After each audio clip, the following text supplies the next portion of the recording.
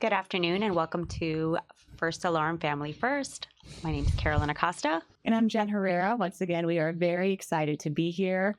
It's kind of nice, Carolyn, to sit down. I know. Relax. I'm not going to lie, especially after the past 4 or 5 days that we've had. Have you recovered? Kind of. I mean, this past weekend was incredible. We had so much love and support for First Alarm. We had the opportunity to be at the Miramar Benevolent Golf Tournament, which was amazing. First Alarm had a table there, and they actually said that next year they would First Alarm would be their main focus. Love that. That was awesome. Yeah. The day was great. My son went with me, and this was one of the first events that he actually was a part of, and he had a great time. Yeah. Really, it was really nice to see all the support there. And he took part in so many events this week because he was also, so you were there in Miramar on Thursday day, and then Thursday night we went to First Responder Night for the Panthers game. Yes. Yeah. And that was awesome too. They had a great turnout there. Damian Valdez was the group coordinator for the Panthers arena, and he did such a phenomenal job. He's also a veteran, and this was very dear to his heart too, so he definitely helped out with that. But what a great night to just cheer on the Panthers and then wear our First Alarm swag. Yeah. It was awesome. No, it was so fun. It was for all of us to kind of get out. It was the first time all of our kids were hanging out, which was really neat. My husband was there, so he saw a bunch of firefighter friends there. And then I saw so many people who my dad worked with that I've known since I was a little girl. So that was really neat too. Just the generations of first responders who were out there from Miami-Dade Fire Rescue. And of course there were first responders there from so many, and the place was packed. It was packed. It was honestly a great night. Yeah. It was a great night. Even though it was a Thursday night and we had to get up the next day for school. I'm not used to that anymore. That quick turnaround. At all. Even the kids were having a hard time the next day getting up. But you know what? It was all worth it. It really was. I'm glad that they do that. Yeah. You know, the response next year will be amazing. Great. Yeah, it was entertaining too. There were a lot of fights. That there was. Yes. Ice. Yes. And then Saturday was the big day. Yes, that was the big day. We were at the biggest pig roast competition here. First Alarm had a table there as well. I wanted to thank a couple people because without them we wouldn't have been there. Luis Fonseca, Kiko, and Michelle Hernandez, because they really helped us a lot with getting us there and just bringing more awareness to this cause. No, they were incredible. And if you're not familiar with the pig roast, this was the 3rd annual event that they've held. You have police and fire departments from across South Florida competing on who makes the best lechon. So it's like Noche Buena on steroids, you guys. Yes. 130 teams participated in this event. And then you had families and friends. And we got there at 7 o'clock in the morning. We didn't leave until almost 6 o'clock at night out at Tropical Park. Yes. Tropical Park was an amazing host as well. And I don't know, you tell me, there was just this incredible vibe out there. Everybody was having fun. There was music, there were cigars, there was dominoes.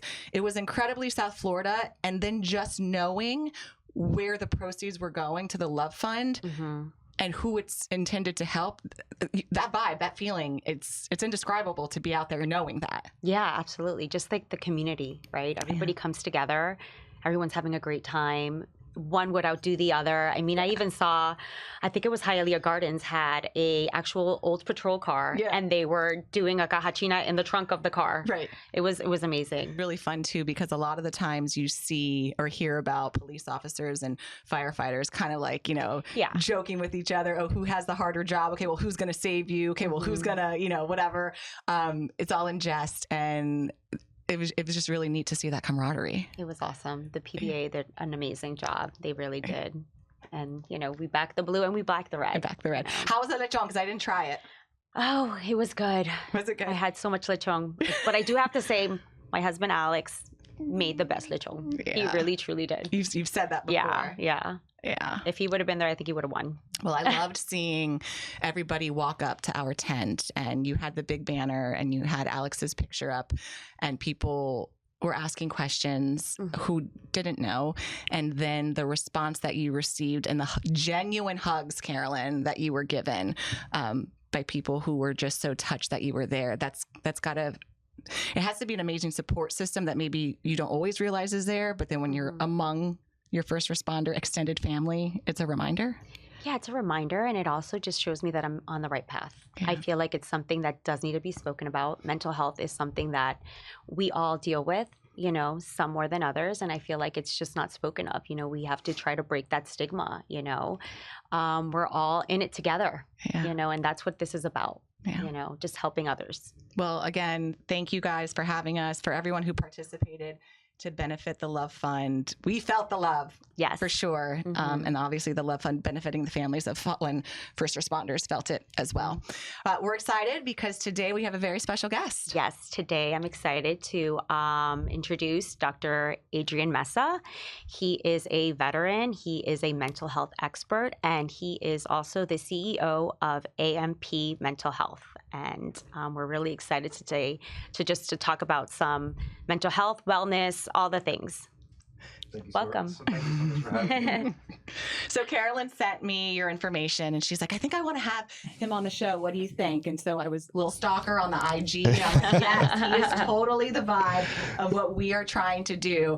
You're doing things a little different, not so traditional when it comes to mental health and when it comes to helping others. Can you let everyone watching know why you decided to do it differently? Well, I mean, mental health is near and dear to my heart.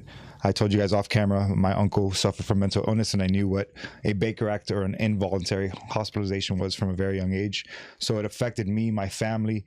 I remember my grandmother, my mom scrambling to get a court order to either have him taken or an ex parte order. And so I was very involved with mental health and mental illness, like I said, from 6 or 7 years of age. And so my Uncle Leo, let me just tell you guys who my Uncle Leo is to me. And I used to get emotional and crack up when, you know, just telling the story. But my Uncle Leo was my mentor, my father figure. And my dad's very much present in my life, but my dad's always been that working man, that hard-nosed guy who's always at work. And my Uncle Leo showed me what sports were. My uncle was also an EMT, but then he suffered from schizophrenia.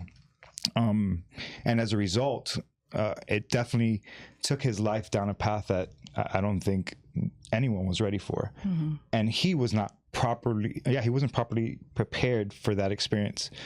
He never was sent to therapy. It was just like medicate, treat, and then sent back home. And I often tell the story, my dog Bruno just passed away recently. My dog Bruno gets a skin infection. I take him to Banfield, he gets treated. A day or two later, somebody from Banfield calls me and says, hey, how's Bruno doing? My uncle gets hospitalized, he gets sent home, and there's usually no follow-up. Right. And I saw this again and again throughout my career, and so I wanted to make sure that I could provide the treatment that my uncle never received. Now, thank God, he's doing well, he's stable. Good. He's still happily married. God bless your soul, Betty. You've taken great care of Leo. So yeah, it's very near and dear to my heart. Personal. Extremely personal. That's amazing. Can you share a bit about your background as far as in mental health? How did you get to this point? Yeah, well, like I said, it was a result of my Uncle Leo. And I reached a point in my career where I wasn't sure which way to turn. I wanted to go back to school for exercise science. I told you I dabbled into EMT. And then finally I said, why am I running from this? Why am I running away from mental health? And at that point in time, there was a moratorium. There was no program in South Florida that taught a postmaster's program in psychiatry. And so once the FIU program opened back up, I was the first one who signed up. And I dove right in. Prior to that, I worked everywhere from inpatient psychiatric settings like Aventura Hospital, where I worked in the psych ward, and I saw patients who were coming off of drugs, off of benzos that were prescribed sometimes. I saw people coming off of opioids. I saw people having psychotic breaks, young ladies with who were Baker Acted after, let's say, breaking up with a boyfriend and ingesting medications.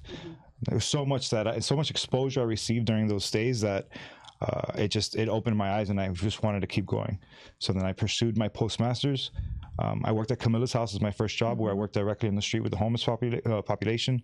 And then I've worked nursing home. I mean, I've worked in every sector in mental health, definitely. And I've served just about every population, from the homeless person to somebody who is just to fire rescue, first responders, accountants, nurses, everybody suffers from mental health issues. It's clear that you're passionate about this, and why you kind of kept getting pulled, right? Almost like a magnet pulled into the mental health field. You mentioned your dad was, the worker, and your uncle had a huge influence. How much because mental health is a stigma in itself, right? Of course. And I'm going to say I'm Cuban, so I don't want to get an email. Mental health among Hispanic families, sometimes there's even more of a stigma, and not just Hispanic families, but certain cultures, there's more of a stigma. Not so much now, but a decade ago. How much did that play a role, do you think, in how your uncle's treatment went early on? Oh, absolutely. I just think that there was the stigma definitely is prominent.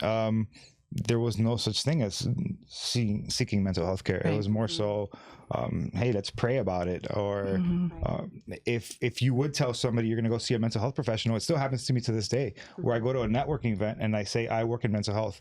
Either the person is offended when I hand them a card, or they say, oh, you work with those people. Right. And I think I used to be a little bit more aggressive in my response.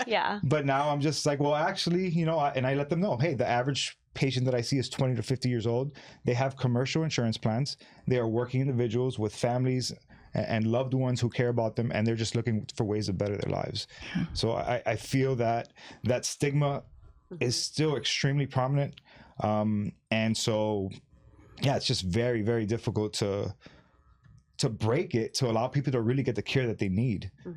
Like when you mentioned therapy, seeking therapy to somebody, they're like, oh, I don't need to see a therapist. And it's like, wait, but you guys go to 4, 6, or 8 years of schooling to study a subject that sometimes you don't even go into that career or profession, but you won't take 8, 10, or 12 weeks to study yourself, your behaviors, the impact that your family has had on you. Maladaptive behaviors or dysfunctional ways of responding or coping with different stressors that you encounter. It's like, come on, guys, let's wake up. Like, this is affecting each and every one of us, whether you like it or not. And it doesn't have to be that you are suffering to seek mental health treatment. It might just be you're having some communication issues with your loved one. You don't know how to talk about it. Or it becomes a rift and a big point of friction that just ends up blowing up, and you guys never get to that point where you're actually solving this issue. You dismiss it, you sweep it under the carpet, and you expect for it to disappear. But when it resurfaces, it comes back uglier and stronger every time. So why aren't we addressing the gorilla in the room? Sorry, I could. No, it's true. That's why we have you. For PTSD and stress management, since what would you say are the signs that you should look out, or burnout? Like what would you say are things that maybe you should think about, and maybe think, okay, if I'm going through these things, I should start seeking help, or even before? What would be some of those things that you think? Yeah, just somebody who's, there's the typical signs, right? There's the nightmares, there's the flashbacks, there's the high stress and irritability. Those are present, but that's a little bit more. Like, let's look before those things happen. Right. When individuals begin to disconnect, when they don't want to talk, when they shut down, when you do start to see that behavioral change, when you say, hey, you're acting a little bit different. And I heard previous episodes where you guys both mentioned just not talking about it, or that individual feeling like they have to protect you guys. I will say this to the fire rescue and first responders out there. They don't need protection. They can take it. They're with you, and they understand what it is that you're experiencing and going through. So they are there for you, and they love you unconditionally. So you have to be there for them and expose some of those things that you think you're protecting them from. And it's okay. It's okay. I think that's hugely important. Very important. To give that reminder. And, whether you're a spouse or a mother or a father, you sign up for that. Right? When you commit to your family, you sign up to make that commitment, through all of it. You have experienced a lot, and I think this is important because we've talked a lot about first responders specifically not wanting to just talk to anybody. The term culturally competent comes up a lot as far as, and this is not against someone who may not be culturally competent in this field, but it does tend to make a difference for one reason or another. You are a veteran. You served. You also have been deployed. 2010, one of the worst earthquakes ever struck Haiti. I remember being a reporter at the time, and some of my colleagues coming back and telling me what they saw. Nobody should see those things, but people have to see those things when they go to help. When you were, let's take Haiti, for instance, when you were there on the ground in 2010, at that moment, did you realize these first responders are going to need help after seeing what we are all seeing right now? I was somewhat blind to it. In fact, throughout my career, I was blind to it until I realized in retrospect that I had some symptoms of PTSD from working in pediatric ICU and what I was exposed to. And I was having the nightmares, and I was having the flashbacks, and I was the overly concerned parent when my daughter was born saying she's going to get hit by a car, having nightmares of her getting hit by a car. And so I didn't realize it. And even I hear you guys speaking about first responders, and I want to throw nurses in that pack too, because Absolutely. they're constantly 100%. nurses who work in Ryder Trauma Center or like I did in Jackson in the pediatric ICU, or those environments where we're constantly exposed to trauma. There is no debriefing. There is no counseling center for these group of individuals. Why? Why? How do you deal with this? How do you manage it? Like, so what are some tips that you would give to say, you know, when you go through all this, what do you do? Do you work out? Like, what is it that you would recommend? Yeah, I think there's those foundational things that we all need, which is exercise, sunlight, sleep, gentlemen, sleep. Sleep is essential in the field of fire rescue, and if you're working the graveyard shift, that's severely impacted. Social connection, huge. And so many men have trouble with that. I feel like women have these outings where they can get together and they just, oh, we're having a ladies' night, and you see all these girls getting together. Oftentimes guys don't have those nights. They don't have that group of friends that they could just go and hang out with and be vulnerable and be real. Right. And so I think that you have to keep in mind all those different things. So coping is not only just exercising, it's going to be socialization, it's going to be communicating. It's huge. It's huge to communicate. What advice do you give? Because you just hit on something that I think is very interesting, how you were overly concerned during the birth of your daughter, right? Because people who are in the medical field or who are first responders, you guys have seen everything that could possibly go wrong. Absolutely. Go wrong. I had dinner with my parents last night, and they were telling me that they wanted to buy me a Garmin because I run, and that they're nervous that something's going to happen to me. My dad's retired fire rescue, or you know, God forbid, I got hit by a car. I'm like, I have my Apple Watch. I don't need a Garmin. I'm okay. Yeah. But all jokes aside, it comes from the right place. It comes from individuals who have been exposed and have seen the worst. So, what is your advice to first responders who have seen the worst and being able to kind of let go a little bit and not always go to the negative or the worst possible case scenario? Therapy. It's going to be therapy, because I think we catastrophize, right? We tend to jump to that 100%. Worst case. We jump to that worst case scenario over and over because of our exposure to different things. I could have sworn my daughter was going to have a cardiac anomaly, some sort of cardiac issue, because of the amount of newborn babies I saw that were born with all these just congenital defects in their heart. And so all I wanted was an ultrasound of her heart, and I remember that vividly.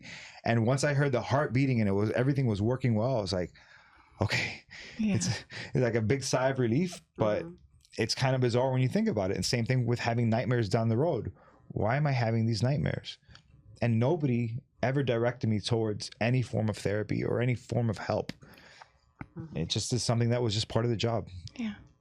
How do you think families of first responders can better support their loved ones?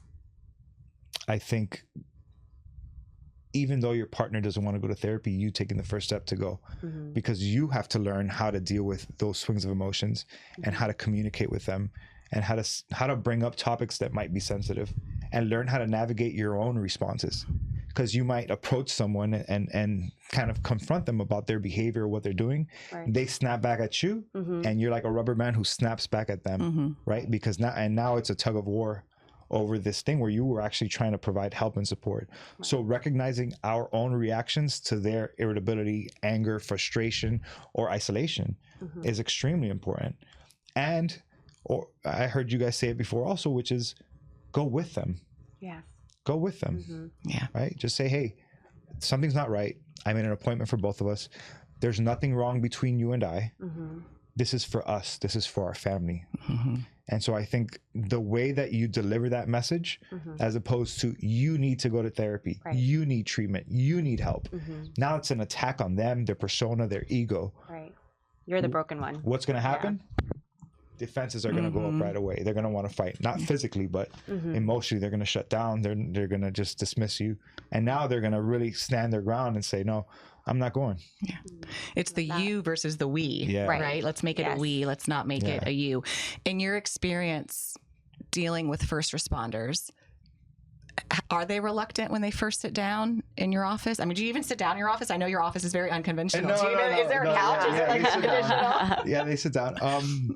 Honestly, I'll be honest with you. Right now, I'm not seeing patients. I got to a point where I realized I am not best serving these individuals by me seeing them. So I have built a team of providers to see them. Because I also realized that after almost 15 years that it was affecting me. Yeah. Right. So I had to have enough insight and self-awareness to say, okay, I'm not the man that can only take care of these individuals. Yeah. I need to build a team around me who can really help them as well. And I've done that. Tell me your question again. No, that's sorry. okay. The first responders, are they, and I think this is important to highlight, and we often do. There's different generations, right, of first responders. And I do like to think that the younger generation coming in is much more open to it. I might be wrong, but I feel like what we've learned so far on this journey, they are. But perhaps some of the older ones, is there a reluctance when they come in? And I know even if you're not seeing them among your practice. I think it depends on the situation or scenario that they're coming in with. Sometimes if they're mandated by their you know, if they have orders to go by the department to say, hey, you must go get treatment somewhere, it's very different when somebody comes to the realization on their own, like, I think I need help. Like, I think something is going on internally and I am struggling and I'm coming for help. So I think it really depends on the individual and the reason that they're coming to the office. You mentioned you have a daughter. I know that she watched our show with you. Yeah. We have teenagers, the two of us as well. How much of an impact does it have having these conversations, these very open, honest conversations, listening to shows like ours? Absolutely. Especially in these teenage years. How important is that? I think it was so interesting because she has her Spotify playlist ready to go. Oh, gosh. Because right now she's driving to school, you know, and I'm just the passenger in the Uber. Are you like this? No. Well, this morning there was a little incident, but we cleared it up and we discussed it. But I like how you say you discuss it. Of course, you're there. But I'm like, What are you doing? Hit the break. I was like, well, how was that? What was that experience like for you? Oh, you're like, what could you have done differently? But it's amazing. I think I had 3 messages after I posted that today asking, how do I start this conversation with my child? And I said, listen to a podcast about mental health. Because just let them listen to it, sit with them, just like that in a car ride. You can just put it on. Don't even say anything. You don't have to say anything. And then when something comes up and you want to make a comment, just pause it and say, hey, what do you think about that? This is how I feel about it. What do you feel about it? Yeah. Okay, cool. Let's just keep playing it. And you hit play again. It doesn't have to be this whole dissertation that you're giving them or delivering to them, because I'm guilty of lecturing. You know, you go on these rants. Just tirades. Yeah. But just playing it for her and listening, she got engaged immediately. And I told her, oh, I'm going to be on this podcast today. Like, this is extremely important. I want you to listen. Boom. And as we're listening, a question comes up. Yeah. You know, oh, what school does their son go to? And like, oh wow, that's really difficult. Or you know, like, oh, my friend has struggled with this before. And so that just opens up those floodgates of a conversation where there's no judgment. She can be vulnerable, and all you're doing is listening. And as parents, we struggle to listen sometimes. Yeah, we need to let them talk. It's true. Yeah, because we're all going through the same thing, young or old, right? Yeah. And I think that they need to know that it's okay not to be okay, because we're always trying to keep everything together, you know. But you know, at the end of the day, it's like, I don't even know what I'm doing. Exactly. You know what I mean? Exactly. And it's okay not to know. But let's talk about it. You know, maybe you can help me, because they can help us too. So it's I love the fact that, you know, everyone's talking about it. We have to break this stigma, because you're not alone. You're not alone out there. We're all going through our struggles. And I love what you just said, that we have no idea what we're doing. Nobody has. And so I would tell my daughter from the beginning, Eva, I'm going to make mistakes. I'm not perfect. I'm going to screw up big time. And if you catch me screwing up, you can point it out to me. Yeah. And if I need to say I'm sorry to you, parents, you could say I'm sorry to your child. There is nothing wrong with that, because you're showing them a behavior that they eventually have to take accountability for their own actions. And if you're always defensive over mistakes that you make, guess what they're going to do? Right. They're going to become extremely defensive as well. Yeah. These are all learned behaviors. Yeah, that's great advice. We're kind of winging it, guys. We're figuring it out. You mentioned sleep, you mentioned sunlight, but I know fitness is a huge part of your routine personally. Absolutely. As far as, you know, staying in a good place. Carolyn and I are both huge advocates when it comes to fitness. It's been transformative for you. Absolutely. I mean, I've engaged in some form of exercise my entire life. Yes. Actually, this is a good topic to bring up, especially for the men who are listening. About a year and a half ago, I was feeling down and out. I was still going to the gym. I was still exercising. And I just said, I think I'm depressed. Something isn't right. I don't feel good. My energy is low. I didn't want to bring out, today was garbage day. I didn't want to bring the garbage bin out. Right. It just felt like this task that was insurmountable, but I would do it. I would drag myself to do it. I got blood work. My testosterone was like in the 200s. I didn't realize it. And right now, a lot of the foods, like the hormonal issues that we're seeing amongst men and women right now because of the foods that we consume, like we need to become more aware. So I tell all patients and my providers that work with me, we need to look at the biological level first. Yeah. If somebody all of a sudden is coming in with all these different issues, we need blood work. Blood work, yeah. Is there anemia? Is there a thyroid issue? What else is going on underneath the surface before we jump to an SSRI?